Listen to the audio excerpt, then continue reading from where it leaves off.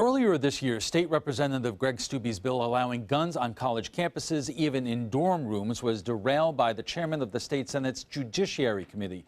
Now, State Senator Greg Steube is the chair of that committee, and he not only wants to make guns legal on campus, but in airports, schools, legislative hearings, just about anywhere, anytime.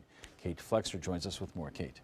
Well, thanks, Alan. This bill combines many of Steube's past proposals into one comprehensive bill. Proponents say it would increase security, but others worry it would do the opposite.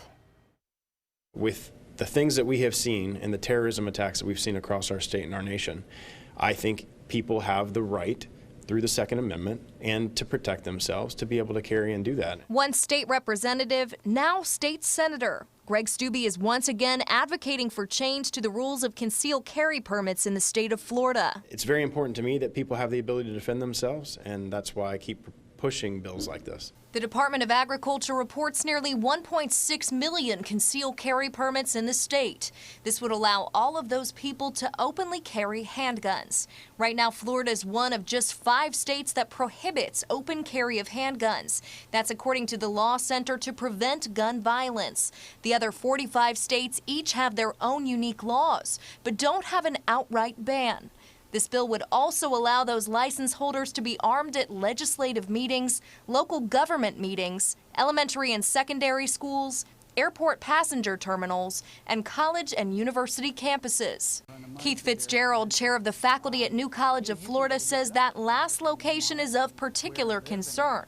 While the faculty hasn't spoken about this particular bill, it has opposed similar proposals from Steube in the past, expressing concerns over safety risks. No, I wouldn't predict that this is going to have some massive, gigantic effect in increasing gun violence, but it could have some effect. Fitzgerald argues those locations are all places where things are likely to become heated, and says the presence of a firearm would heighten the stakes.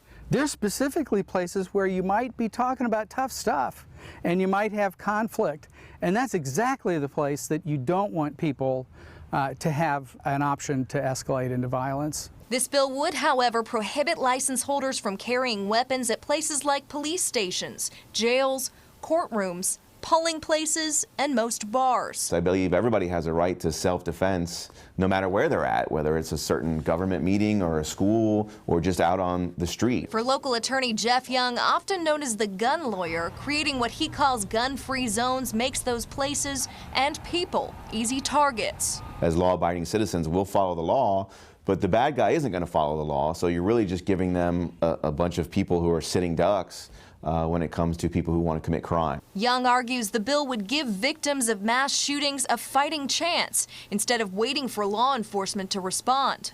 At least if we can bring concealed firearms onto campus, there is the option and the possibility of stopping such a shooting.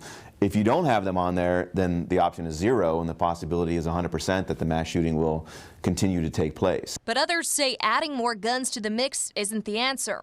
This is almost like the OK Corral bill, if you would. Kurt Lavarello worked for law enforcement for 25 years and in school safety for nearly 20. He calls Steube's bill deeply concerning. There's no evidence to even suggest that the more guns we put in these areas is going to reduce gun violence or violence in itself. There's absolutely none. In the past, Lavarello says Steube's proposals for adding guns have been shot down, but he worries Steube's new elected position could change that. He's now Senator Steube, and some of the opposition in the past has come from the Florida Senate. Now that's his sandbox. The bill still has to go through committees before the 2017 legislative session in March. Kate, thank you.